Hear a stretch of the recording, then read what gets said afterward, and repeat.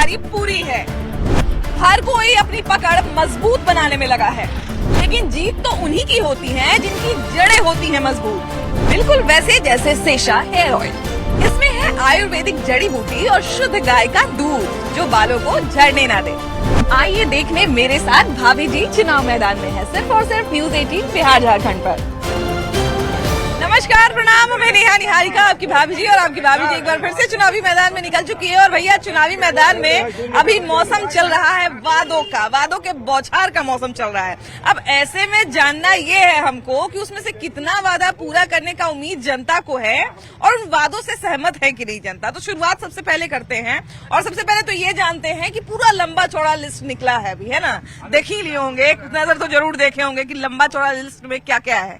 मतलब डोमिसाइल से लेके आरक्षण से लेके 3 करोड़ नौकरी से लेके मतलब सब कुछ उसमें है, कुछ भी नहीं छूटा है। 25 गो लिस्ट में तो 25 गो चीज का नाम लिखा हुआ है, लेकिन हमको लगता है कि कुछ भी छूटा ही नहीं है। तो क्या कहते हैं इस पर? यह सिर्फ और सिर्फ चुनावी घोषणा पत्र है, यथार्थ से इसका कोई संबंध नहीं है। आप याद कीजिए, अगर आपको पुरानी बातें याद होगी तो 1989 में जगन्नाथ मिश्रा 3 महीने के लिए मुख्यमंत्री बने थे। उन्होंने भी सारी घोषणा कर दी थी, कहीं कुछ बचा नहीं था। सबसे बड़ी बात है कि ऐसी घोषणाओं से भले वो अपने वोटर वर्ग को आकर्षित करने का प्रयास करे, लेकिन आम जनता और उनसे दूर भागेगी, क्योंकि जो चीजें व्यवहारिक तथ्यों पर आधारित ही नहीं है। किसी ने सोचा है कि इसका अनुमानित व्यय क्या आएगा?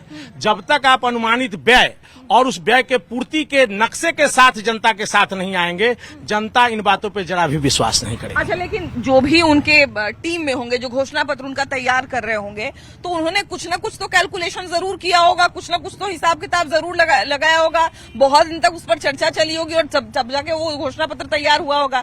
तो ऐसे हमारा कहना ये ठीक होगा कि उन्होंने कुछ सोचा नहीं है और बिना सोचे समझे इतना लंबा चौड़ा वादा कर दिया है। हमको लगता है कि अगर ऐसा कोई उनका टीम वर्क करने वाला होगा तो वो बिहार का जो बजट है सालाना, उस बजट को प्रीव्यू में रख करके ही उनको बताना होगा कि हम कहां से हर घर रोजगार दे देंगे, नौकरी दे देंगे, सरकारी नौकरी। बजट ही को बहुत लोग पकड़े हुए हैं, तो स्वाभाविक है वहीं से पैसा आना है। जो आम पब्लिक से जो टैक्स लेंगे उसी में से सब जगह डिस्ट्रीब्यूट करना है ना।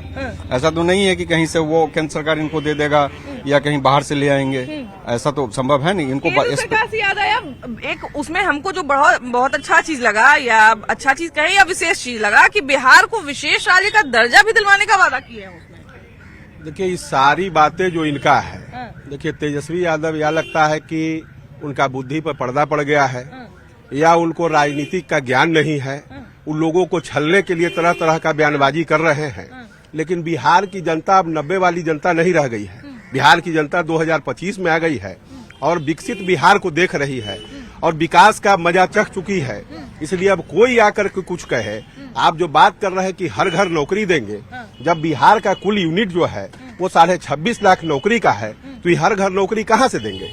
क्या करवाएंगे ये नौकरी में? हो सकता है ऐसा व्यवस्था करने का उन्होंने कुछ सोचा होगा, कुछ नहीं, ऐसा कोई प्लान तो हम लोगों को दिख नहीं रहा है, क्योंकि अभी विकास पुरुष नीतीश कुमार ने 20 लाख नौकरी और रोजगार दिया है। उसके बाद आगे भी इन्होंने 50 लाख लोगों को नौकरी और रोजगार देने का बात किया है, लेकिन उसमें ये नहीं कहा है कि हर घर नौकरी दे पाएंगे। ये किसी सरकार के लिए संभव नहीं है। 1 करोड़ का वादा नीतीश जी ने किया था, उन्होंने 3 करोड़ का वादा किया। देखिए, इसको आप 3 करोड़ और 1 करोड़ के हिसाब से नहीं जोड़िए। तेजस्वी जी ने स्पष्ट रूप से कहा है कि वैसा बिहार का परिवार जिसके पास सरकारी नौकरी नहीं है, हम उसको नौकरी देने की व्यवस्था करेंगे।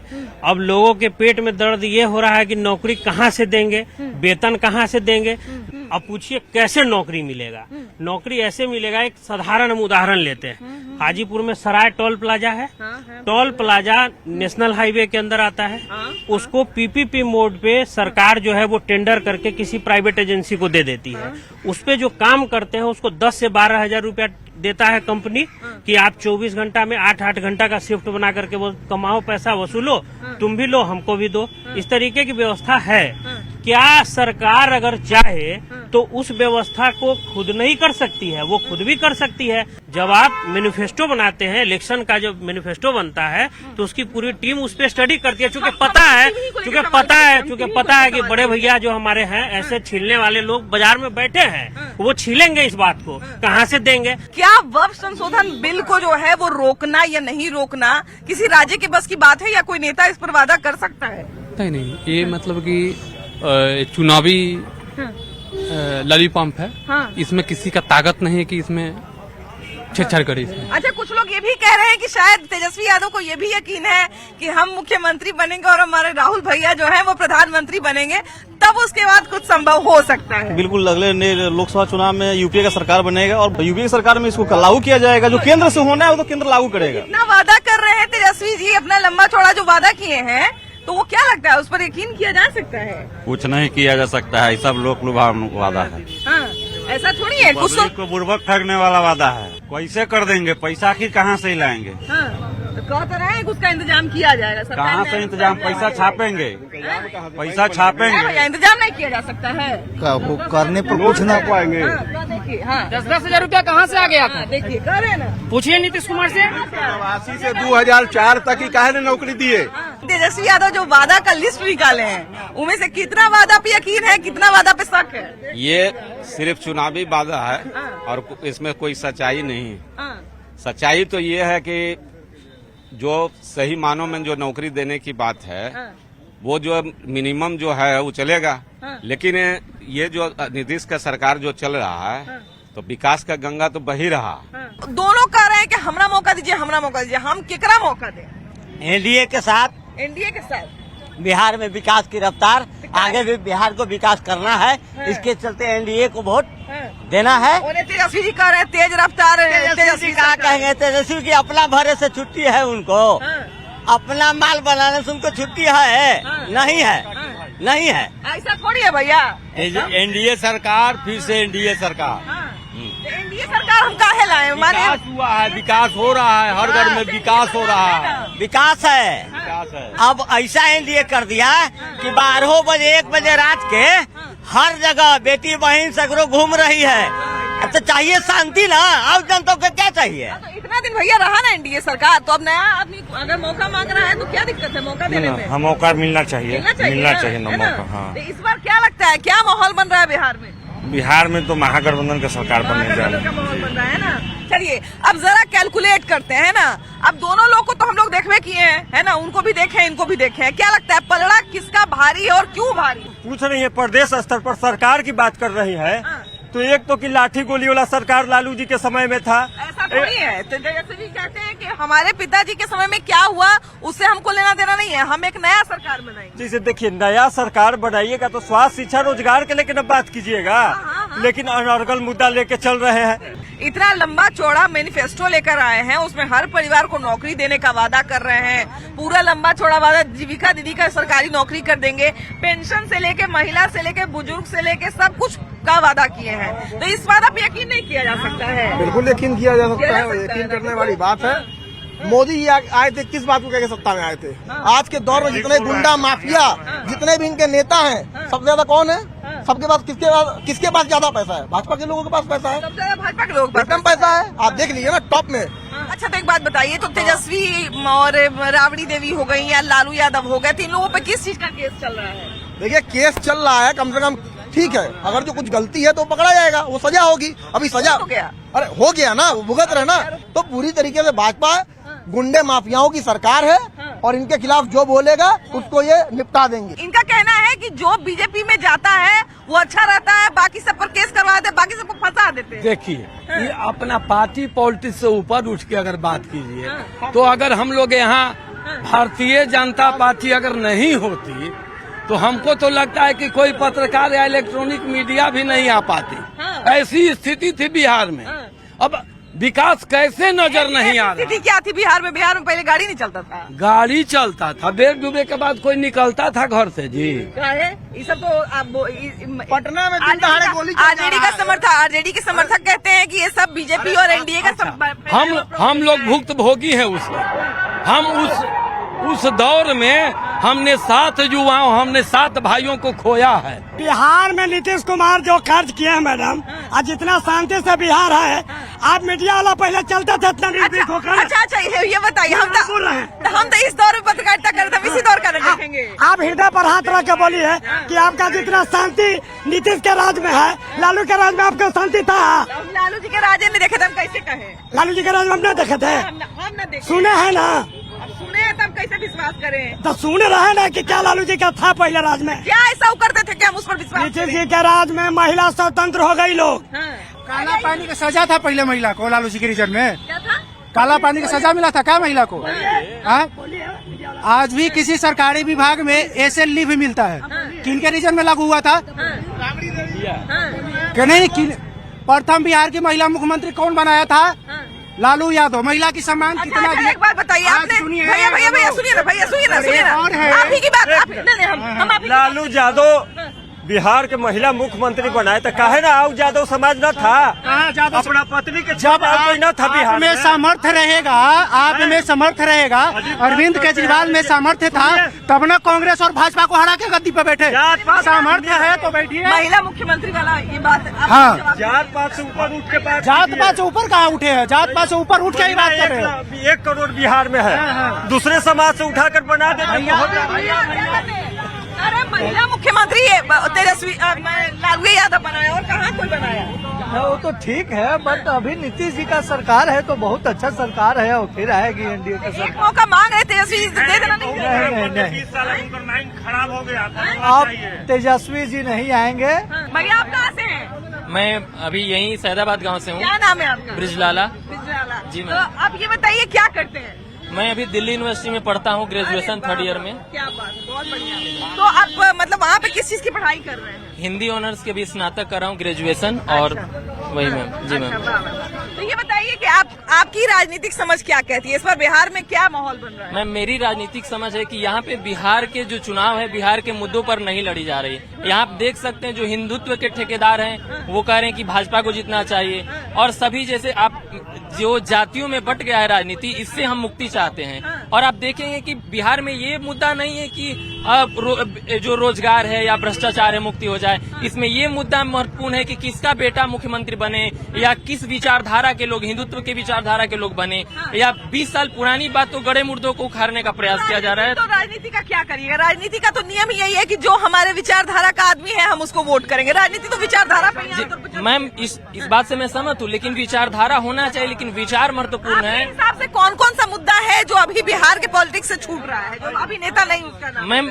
जो पलायन का मुख्य मुद्दा है, हालांकि जन सुराज जैसी पार्टियां, महागठबंधन इस मुद्दे को उठा रही है, लेकिन जिस स्तर से जनता के बीच में वो मुद्दा नहीं उठाया जा रहा। जनता के बीच में यही मुद्दा है कि किसका सरकार बनेगा, कौन मतलब आएगा। जनता इस मुद्दे को वैल्यू नहीं दे रही है, आपका ये कहना है? जी मैम, जनता इस मुद्दे को वैल्यू दे ही नहीं रही। उसका मुख्य मुद्दा यही है कि ऐसे में तो हमको ये समझ में आ रहा है कि नेता अच्छे हो गए हैं, जनता ही खराब हो गई है। यहाँ नेता पलायन की बात कर रहे हैं, जनता नहीं कर रही। आमतौर पर मुख्य धारणा है कि नेता बिकाऊ होते, लेकिन गलत बात है। यहाँ पे जनता बिकाऊ है। जब तक जनता बिकाऊ रहेगी तब तक विकास संभव नहीं हो सकता, और यही मुख्य फैक्ट है। ये अपना पेट लोग भरते हैं, जनता के कुछ नहीं। एगो जंगल राज, एगो भ्रष्टाचार राज, यही दोनों लोग हैं। कभी करने केकर हाथ पकड़े, जनता के ही हाथ जनता मजबूर है।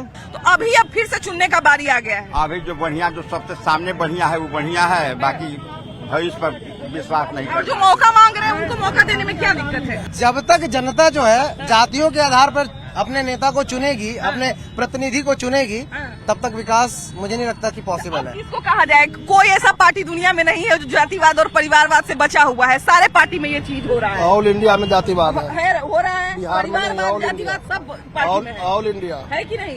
तब कैसे फिर हमको दिक्कत ना होगा चुनने में आदमी? जितने मुख्यमंत्री हो 3 को हमने नजदीक से देखा, उसमें सुपर है। वोट फॉर कमल। लेकिन अब उनसे भी ऊपर तो कोई चुनना पड़ेगा ना। जब नजर में आए तब ना कि दाल भात हमको नहीं जुड़ता था, एक आदमी दाल भात सब्जी दे रहा है, अगर पावित्री देने वाला नजर पर आए तब ना जैसे कि पावित्री भी गिरा देगा। मान लिया जाए कि अब एक नए मुख्यमंत्री के उम्मीदवार तेजस्वी यादव मैदान में आए हैं। उनका ये कहना है कि हमको एक मौका दीजिए तो सही, तब तो हम करके दिखाएंगे। तो फिर क्या दिक्कत है? वो अपने कार्यभार से जनता को अगर संतुष्ट करते हैं तो जनता देगी। अगर देख लेता है जनता उनका कार्यभार कैसा है, अगर पता चलता है, वो तो आपको विश्वास दिलाना होगा। मोदी जी विश्वास दिला के आए, 3 बार हैं, उस विश्वास के लिए कार्य कीजिए।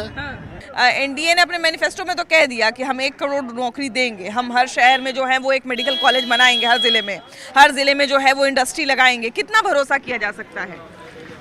इंडिया गठबंधन जो है, आपको बताते हुए मुझे हर्ष हो रहा है कि महागठबंधन क्या करेगा क्या नहीं करेगा यह मैं नहीं कह सकता हूँ, लेकिन इंडिया गठबंधन प्रारंभ कर दिया है एनडीए ने। जो आपने कहा कि उद्योग के लिए भी हर जगह 2000 एकड़ जमीन हर जिला में बियाडा के तहत या जैसे भी हो उसको करके हम लोग उद्योगपति को देंगे। बिजली हो गया, सड़क हो गया, उद्योग लगाना है, इंफ्रास्ट्रक्चर चाहिए उद्योग के लिए, हम उसका प्लेटफॉर्म तैयार कर लिए हैं। आज 3 से 4 घंटे में आप कहीं सुदूर जिला से आप राजधानी आ सकते हैं। हर जगह 3-4 एयरपोर्ट नया बना दिए हैं, बाहर के भी जो इंडस्ट्रियलिस्ट आना चाहें वो आ सकते हैं। छोटे छोटे जो उद्योग लगाने वाले हमारे बहनें माताएं हैं, जो भी लोग हैं वो भी उद्योग लगा सकते हैं। वैसे लोगों को भी हम 10-10 हज़ार रुपया अग्रिम दे चुके हैं, जिसको हमको वापस नहीं करना है। अभी जो 10 हज़ार की बात आप कर रहे हैं, जिसमें कहा भी गया था कि 2 लाख और मिलेगा, तो उसका भी जिक्र किया गया है मैनिफेस्टो में। निश्चित, जैसे 10 हज़ार लिए हैं तो वो रिटर्न करने के लिए हमने नहीं लिया है कि लुभावना नहीं है। कई जगह पे जो है वो महिलाएं मुझसे भी सवाल पूछती हैं और कई लोग भी कहते हैं, विपक्ष के कई लोग भी कहते हैं कि अभी तो दे दिए हैं, बाद में वसूलेंगे तब पता चलेगा। एकदम नहीं, आप जहां भी बोले हमारे मतदाता या जिनको भी मिला है वो निश्चिंत रहें कि वो 10 हज़ार जो रुपया मिला है वो प्रारंभ हो चुका है। आगे 2 लाख 5 लाख जिनको भी पैसा और जरूरत होगा उद्योग लगाएंगे उनको और दिया जाएगा। नीतीश कुमार का जो सरकार और बीजेपी का जो सरकार है, तो उन्होंने कहा है कि हम महिलाओं को अगले 5 साल में और समृद्ध बनाएंगे। महिलाओं के ऊपर जो है विशेष ध्यान दिया गया है। सुनिए ना, महिला लोग के विशेष ध्यान दिया गया है, मगर एंटी पार्टी जनता को भड़काता है। काहे भड़का रहा है? भड़काता है, क्या कहता है? ये देखता है कि इसको सरकार न रहे भाजपा के, मेरा सरकार आवे, आई पैसा रिटर्न करने वाला नहीं है, या 2 लाख मिलबे करेगा। अब बिजली के फ्री कर दिया, फिर बच्चा लोग के स्कूल में आंगनबाड़ी सब कर दिया। कौन सरकार इतना किया था? हम देख रहे हैं कि इंडस्ट्री वगैरह पे भी काफी जोर दिया गया है मैनिफेस्टो में। जोर दिया जा रहा है। क्या लगता है कितनी काम हो रही है काम तो है। मुजफ्फरपुर में भी काम हुआ और अभी क्योंकि मैनिफेस्टो जारी करने के पहले ही अमित शाह का हम बयान सुन रहे थे, तो कह रहे थे कि हमने आधारभूत संरचना जो है वो बिहार में तैयार कर दी है, अब इस पर मजबूत इमारत बनाएंगे। जी है ना? एकदम। तो ये मैनिफेस्टो से लग रहा है कि मजबूत इमारत बन सकती है। जरूर बनेगा। अच्छा, उसमें बहुत सारे पॉइंटर्स ऐसे हैं जिसमें युवाओं पे भी ध्यान दिया गया है, अति पिछड़ों पे भी ध्यान दिया गया है, पिछड़ा वर्ग पे भी ध्यान दिया गया है। क्या लगता है, उधर भी घोषणा पत्र जारी कर दिए गए, इधर भी किसके घोषणा पत्र में दम लग रहा है? दम तो लग रहा है एनडीए में ही लग रहा है। एनडीए में लग रहा है इसलिए कि एनडीए वाला कुछ काम भी किए हैं, हर एक क्षेत्र में काम किए हैं। तो और लिख दिए हैं कि हम बड़का नौकरी देंगे, एकदम सगरों नौकरी दे देंगे हर परिवार में, हर खाली घोषणा करने से लिखने से नहीं ना होगा। जो कर रहे हैं उनको ना देखा जाएगा, जो वर्तमान में अभी कर रहे हैं उनको लिया जाएगा। तो घोषणा कोई तो पहले घोषणा ही करेगा ना, उसके बाद ही ना कुछ काम करेगा। सब तो घोषणा ही करेगा, ये तो जानते ही हैं। लेकिन मेरा कहना है कि पार्टी तो हम लोग चुने हैं कि भाई सब में ये अच्छे हैं, माने बहुत पार्टी चल रहा है, इसमें सबसे अच्छे यही हैं। लेकिन वो जो है मुँह देखी जो टिकट दिए हैं ये गलत किए हैं। ये गलत कर दिया। हाँ, देखिए जैसे कि कहते हैं हम जातिवाद नहीं करते हैं, आज जातिवाद करके टिकट दिए हैं। क्या इसमें के गलत हम बोल रहे हैं? एनडीए जो आज तक कहा है, खासतौर से मोदी जी, इन्होंने पूरा किया है। और सबसे बड़ी बात है कि इनके पीरियड में आज हमारे पास कितना धन है, कितना सोना है। पहले एक ज़माना था कि सोना गिरवी रखा गया था, आज हिंदुस्तान के पास इतना कैपिटल हो गया है कि कुछ भी मोदी कर सकते हैं। हाँ, तो इनके वादे पे विश्वास किया जा सकता है? निश्चित। तो मैं बताऊं, मेरे घर के ठीक पीछे यादव फैमिली रहती है, और हम लोग जानते हैं जिस सेट ऑफ सोसाइटी जो हम लोग रहते हैं उसमें सरकारी नौकरी का बड़ा वो है। अब वो उसको समझदार कहिए, होशियार कहिए, बेवकूफ़ कहिए, उनकी बेटी की शादी उन्होंने ठीक कर रखी थी और शादी तोड़ दिया है, क्योंकि लड़का जो था किसी अच्छी मेडिसिन कंपनी में मेडिकल रिप्रेजेंटेटिव था और अच्छा सैलरी पाता है। शादी इसलिए टूट गई है कि तेजस्वी यादव की सरकार बनेगी तो लड़का सरकारी नौकरी वाला मिलेगा, और इसी वजह फिर उन्होंने शादी ये भी चल रहा है जी, ये हो गया। अब आप सोचिए कि शादी टूट गई और जो सरकार नहीं बनी तो उसका दोषी कौन होगा? इधर भी सरकार नहीं बनी, उधर भी सरकार नहीं उधर भी सरकार नहीं बनेगी। तो ये विडंबना है, ये समाज में वैमनस्य फैला रहे हैं और समाज में एक गलत मैसेज दे रहे हैं। उनको ही पता है वो डिलीवर नहीं कर पाएंगे, कहाँ से करेंगे? अच्छा, वृद्धजनों का पेंशन जो है वो 400 से 1100 कर दिया गया। अभी तेजस्वी यादव को देख रहे थे, लिखे हुए थे कि हम 1100 से 1500 करवा देंगे। वो तो ठीक नहीं है, समझ में, इसका कोई अंत नहीं है। लेकिन ये 400 से 1100 जो बढ़ा है, इसमें आम पब्लिक को सहूलियत हुआ है, दवा खरीदने के लिए, उसको कपड़ा खरीदने के लिए, अन्न खरीदने के लिए बहुत अच्छा ये है। और 1500, 2000, 5000 जो देना है दीजिए, उसको हम नहीं कहना है, लेकिन 1100 सही दिया है। अच्छा, आपको क्या लगता है किनके वादा पे यकीन किया जाए, किनका वादा पे यकीन? पहले तो हम अपने देश नेतृत्व के देंगे बधाई। माननीय प्रधानमंत्री के नरेंद्र मोदी जी का जो एन का फॉर्मूला जो है ना, वर्ल्ड में भारत का जयकार हो रहा है। एन मतलब नरेंद्र मोदी, एन मतलब नितिन गडकरी। ये एक्सप्रेसवे जो पूरे देश भर में चल रहा है, और नया एक्सप्रेसवे, हाँ 7 नया एक्सप्रेसवे बनाने की का वादा किया तो ये तो बनेगा, गारंटी है मोदी में। उसके बाद बिहार में नीतीश कुमार एन, हमारे बिहार के 9 बार शपथ ले लिए हैं, 10वां बार भी 14-16 तारीख को लेंगे शपथ ग्रहण। इस पे भी लोग सवाल उठा रहा है कि पता नहीं, उसमें कोई टक्कर में नहीं है। तेजस्वी यादव जी के अभी सीखने पड़ेगा बिहार में।